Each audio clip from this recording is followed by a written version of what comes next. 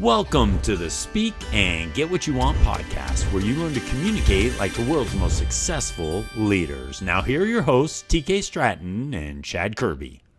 What can you accomplish when you quit letting age hold you back? That's the subject of today's Speak and Get What You Want podcast. Here with the great Jacob Yearling. Jacob, how are you, my friend? Good, Chad. How's it going today? It's going fantastic. And I appreciate you spending some time with us today because you've accomplished a lot at a young age. And I share that not so that someone listening, sitting there in their 40s, 50s, 60s, thinking to themselves, wait a second, Jacob's done all this in his 20s. But what I want everyone to really hear as we spend some time with Jacob today is regardless of what age you are, now is the time that you can go and get what you want. And Jacob, for you, it started at a pretty young age. I think you were 22 years old when you entered the real estate world.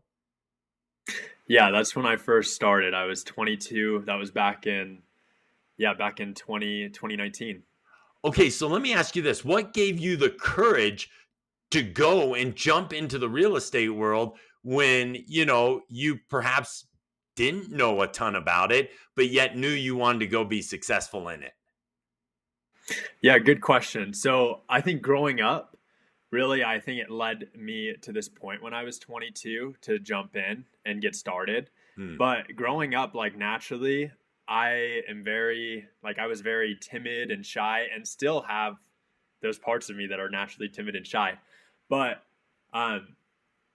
having challenges in my youth that I had to kind of build resilience and go through. And then when I was 20, going on a 2-year mission for my church, really forced me outside of my just natural way of life. I had to do things that were really uncomfortable and be put in situations where I had to learn how to gain more confidence, and I had specific people that were brought into my life too that I feel like really helped me with that and really helped me overcome some of these fears, some of these inadequacies that I was facing, to be able to have the courage to kind of step in and be willing to try something new, be willing to try something that's outside of my comfort zone. Well, and you and I have had conversations previous to this podcast where you shared with me some of those challenges you faced when you were young that you were able to overcome and really position yourself for even greater success. So how did you really have the desire, or what was it within you that said, okay, I'm not going to live here in this defeat. I'm not going to live here in this failure or this challenge. I'm actually going to learn from it and move forward. Because so many people, Jacob, they face opposition and think to themselves, well, I guess this is just life.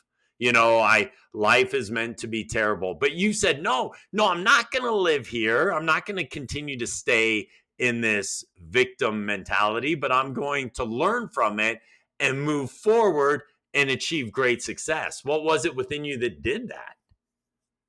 Yeah, I think I'd attribute it most to really learning and developing some certain habits and mindsets that helped me to go forward and to learn from challenges, to learn from failures, and to learn from rejection. And I attribute a lot of that to setting time each day to develop spiritually.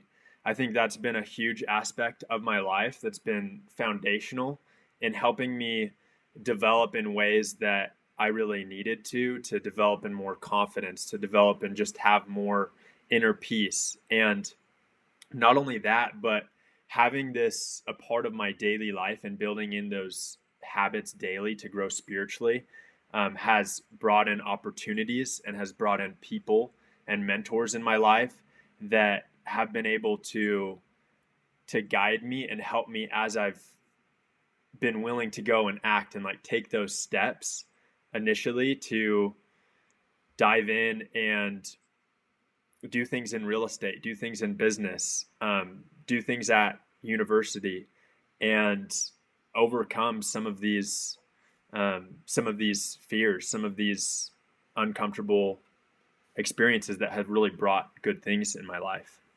I love that. Really, really pausing to become comfortable and confident in who you are, even though, and not believing that, your situation, your circumstances, your challenges, or even your failures were who you were, but you pause to realize that, you're bigger than this, you're important than this, and take that confidence to move forward, and then utilizing that to where it changed the way that you communicated, the way you showed up, the way that you present yourself to the world. Because at the end of the day, we talk a lot about speak and get what you want, but what's critical, Jacob, is understanding that you're always speaking, you're always communicating. So the fact that you had to pause every day to remember who you are as a child of God, and connect spiritually, it enabled you to have the confidence to approach the day and really make Jacob happen to the day rather than the day happen to Jacob.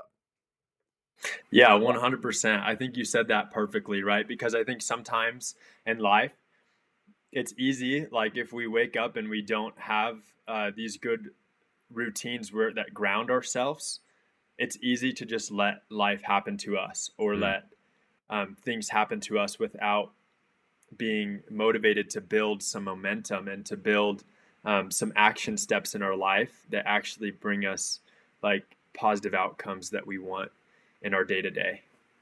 Yeah, and it's crazy how we sit back and let life dictate to us what it should look like, right? And so, and going back to your example, personally, so many people would sit back and go, okay, life says you can't buy property in your early 20s. Life says you can't be involved in real estate until you know and have done certain things. But you've said, no, I'm not going to take that. I'm going to go change that. So talk to us about the first time you purchased a property, and what that was like for you emotionally, and how it just how you gained the confidence to go ahead and move forward with that. Yeah, totally. It was scary. It was back in 2019 was when I got my first deal, and I was working for 4 months before I had any sort of paycheck. Um, and to start at the beginning of that 4 months back in 2019 when I first started, I was initially working for my parents. I was working for my dad, and he is in real estate. And so there came a point, I think it was only maybe a week or two in, where I was like, I want to be involved. Like, I want to be a partner. I want to split profits on deals. And so I asked him if I could do that, if I could be a partner, and if we could go 50-50. And he was more than happy to be willing to let me have that opportunity.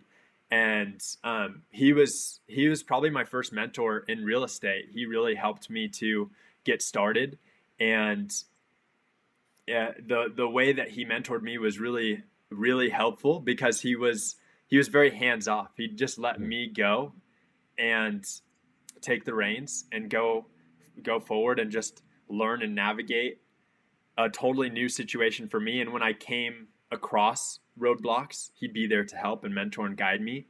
But going through that first deal, like I said, yeah, it took probably 4 months of just working, not getting paid at all, to then finally having something happen to where my first deal, I was able to find a mobile home, and made connections with a bunch of sellers that were across the United States, and connect them all together. They were family members. I had to connect them all together to be able to put together this deal. And um, yeah, I think a lot of that process was just being, my dad had taught me and mentored me a lot about putting together deals. And a lot of the things he mentioned was just listen, like just Mhm. to listen to people and ask the right questions. And that's what I did. I just made it simple. I was just very direct in negotiating, and I just listened to whatever that seller was telling me. And my first deal that I did, we made about 35 to 40,000, and it was a huge success that really like made me see, wow, like okay, I didn't get paid at all for 4 months, but there's great potential here, and it can really pay off. And so that helped me build a confidence to keep going and to to face the rejection and to face the time that you go of getting a lot of no's, but then being able to come to a point where you're able to see some success and have someone tell you yes. Oh, I love that. And Jacob, you shared a lot of great content there, and I just want to emphasize a couple things you said. First of all, you mentioned that it was your dad that you first started business with, right? And some people listening to the podcast will be like, "Well, Chad, it was his dad, so he kind of he had an in with it." But I would say that it's even harder because it's your dad, right? Because it's like, look, you're my son, I'm the dad, this is how it goes. But you had the courage to go and declare, this is what I want it to look like. This is what I want. And so many people just sit back and they're so worried about making that declaration. It's my dad, I'm the son, this is how I do it. No, and regardless of whether it's your dad or it's your boss or it's a partner or whoever it might be, you go and declare it and say, okay, this is what I want it to look like. And then the second thing that you mentioned there is that you really listen to people. You're like, my dad told me that the best way to get the deal done is just by listening to people. And then as you listen to people, Jacob, you said this, and this is something that everybody who's trying to get what they want needs to really hear. You said, I made it very simple for them to do business with us. And Jacob, the confused mind does nothing, right? And so you made it very simple for people to want to engage, to want to do business. And then the last thing you shared, or one of the last things you said, I was just very direct. And you were able to be direct because you listened. And so as I'm hearing you break that down and think about listening, making it simple and being very direct, that's how you speak and get what you want. And I'm sure you've used that recipe now over and over and over again in your real estate world. Yeah, 100%. And I think the more that you can just get people talking about themselves, Hmm. um, and that's what I've noticed in a lot of these deals, is that's how you're able to gain trust. That's how you're able to build a relationship. And so if you're talking the most in the conversation over the phone call, or if you're meeting with them in person, that may not be the best situation. But if they're talking a lot, you just really get the chance to listen and to see what they need, what they want. Right. And then it's a lot easier to negotiate and a lot easier to put something together. And it's one of those things, Jacob. Everyone knows that everyone's favorite subjects themselves, right? And when we share that, people are like, yes, Chad, we get it. Everyone's favorite subjects themselves. Get the other person talking. Yes, yes, I totally get it. But it is, Jacob, it's hard to do. You really have to discipline yourself to do it because we want to so quickly jump in and talk about ourselves. So what's allowed you to have the discipline to really do that? I think just wanting to be naturally curious about others and to get to know them. Um, yeah, I find it fascinating to be able to learn about people and to be able to know more about them. And so I think to have the discipline for that has come quite naturally for me, which I guess maybe I've been lucky for that purpose. But yeah, I think just being able to want to know and build a relationship with people has caused me to just have that discipline there to be able to be curious. Right. And I found, and nothing against extroverts, but I have found that introverts naturally they don't want to talk necessarily as much, and so they are good at asking those questions and letting people talk about themselves. So your shyness as a kid actually is translated into great success for you as an adult. Yeah, no, that's a good way to put it. I'm definitely more, I would say I kind of fit in between extroverted and introverted, but um but my introverted side of me tends to help me have that discipline more. I love that. I love that. Now let me ask you this: you're incredibly successful in the real estate world, in the business world, but every summer you take time off and you go and serve people. So why is it that you're willing? And this summer, you had mentioned to me before we start chatting that you were going to spend a month in Africa.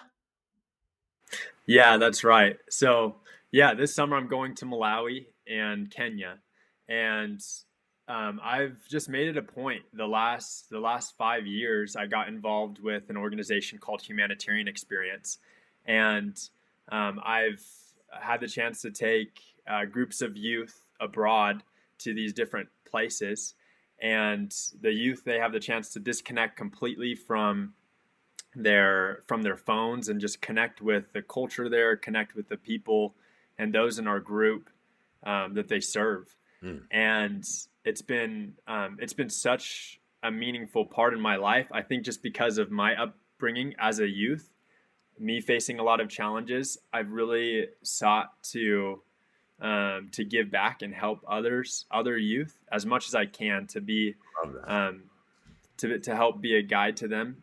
And it's just been a really fulfilling part of my life that every single year when it comes around, um, I take the time to do it. And it can be a little tricky for sure.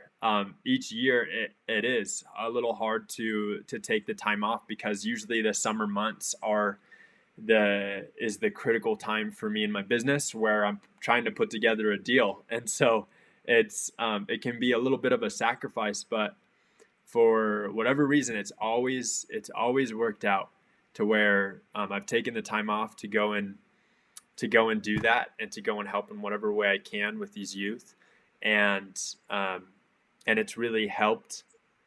It's really helped me in my business. It's helped me um, stay more focused and gain more clarity on things and just like free up the space in my mind. And so it's been a blessing in the sense to be able to help the rising generation and to be able to be a mentor, Mm. as I've been so lucky to have mentors in my life. But then it's also helped me in my business as well. And how so though? But because Jacob, you're leaving your business for a month and you're going to serve in Africa. How is that helping you become better at business when serving, you're not getting a paycheck there? I mean, you may be getting paid, some for expenses and stuff, but you're basically stopping your business for a month. How is that financially beneficial? Yeah, I think for me, most of all, it helps me, like, maybe I'm not most naturally inclined to just go and give my time freely and go and spend my time being completely consumed on others. But when I do, I don't know, I just think that gives me a it gives me a little refresh and recharge, and and helps me still to achieve the goals that I have each year. Hmm. Um, this year, yeah, I mean, for the past 3 years, I got into like the rental business 3 years ago. So I did a couple years with my dad and my parents. I partnered with them, and then the last 3 years, I started a rental business. And each year, I've had goals to accomplish, and each year, I've done these summer trips and stepped away and made it a priority to focus on youth and to help them too. And each year so far, I've been able to meet my goal, Oh, and that's awesome. um, And so this year we'll see how it goes, but I'm hoping to still meet my goals this year, and work around that and still make an opportunity, still have, the chance to do these trips. That's incredible, Jacob, that you're saying, you know what, these are my goals, and I know they're ambitious goals. I'm gonna crush these goals, but as part of it, I'm still gonna pause and I'm gonna serve other people. And that's huge. Something that for me, serving others, helping other people, that's in large part a big purpose or a big portion of why we're here even on earth, to go uplift and serve other people. And so I think that's phenomenal that you have been able to maintain focus. And you mentioned earlier that it also grounds you and allows you to really have the clarity you need to go be successful.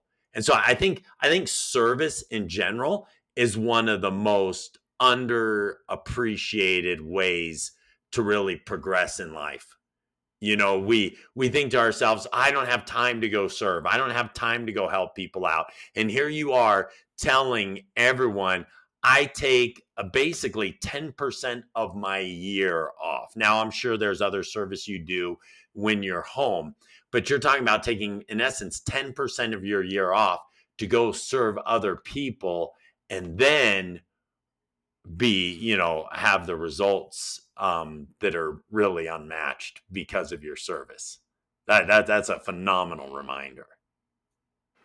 Thanks, Chad. Yeah, it's always worked out. So it's been a blessing. It's been a real blessing in the aspect of being able to fulfill something that I feel like I've been called to, and I feel like it's one of my missions to really help the rising generation, to help youth, but then to also still have a business and still be able to provide income and provide for myself. So it's yeah, it's just been a real blessing. Well, and we just have a few minutes left, Jacob, but there's one thing that you've touched on throughout this entire experience. Now, I want everyone to really listen closely to this, regardless of your age. Regardless of your age, one of the greatest things that you can do beyond service that Jacob's already touched on is to really, and Jacob has alluded to it along the entire podcast, is having mentors to really help you get where you need to be. And so, as we wrap up, Jacob, just share with us real quickly, how have mentors assisted you in getting where you need to be? Yeah, I think mentors have been like a critical part in my life because at a young age, especially, like you just don't know so much, Mm. and there's so much that I'm learning and still learning, and I rely on mentors still. And yeah, as far as how critical mentors have been in my life, it's been up there on the top thing of just them being able to help guide me navigate through challenges and do things that I probably wouldn't have been able to do had I not had their advice and their guidance. And so, yeah, ever since I would say 6 years ago, I've had quite a number of mentors Mm. fall into my life, and they've been so helpful in staying true to like life priorities and life values, as well as growing in my real estate business. Um, and so there have been a few of them that have really helped me push beyond some of my own limitations. I love that, Jacob, and that is such a great reminder for all of us because I have them as well, and it's not age specific. You could have people that are older than you mentor you, people that are younger than you mentor you, because everybody's received different experience. Everyone's had different experiences, and so you can really learn from a lot of different individuals that can really mentor you and guide you along the path. I love that emphasis of. And so, for as I'm listening, Jacob, if you learn how to listen, you learn how to serve, and you learn how to find the right mentors, regardless of your age, you can go and have tremendous success. Yeah, 100%. I think those yeah, a few things that you have mentioned have been really transformative in me being able to accomplish things that I've been able to set my mind to, and really things that have been big goals for me that I wanted to accomplish. And so those have been critical to my own development and my own like career priorities and goals. I love that. I love it, Jacob. I love your ambition, but I also really appreciate your focus. And as I mentioned, the ability to listen, the ability to really serve, or the desire to serve other people, and then of course acquiring those mentors, and not certainly not to overlook what you had said earlier. Even the most important thing that you have done is connecting with God and allowing God to really help guide you, and including him in every detail of your life. And as you include God, it's amazing the outcomes that happen when you realize, he's not only there to help you, but will guide you and get you to where you need to be as you put forth the effort. Yeah, totally. I think there's so many things that in life sometimes, at least for me, I can be fearful to take the first step in, or fearful to go out of my way because I've stumbled a lot. and and that has at points in my life kept me back from doing what I want to do, or Mhm.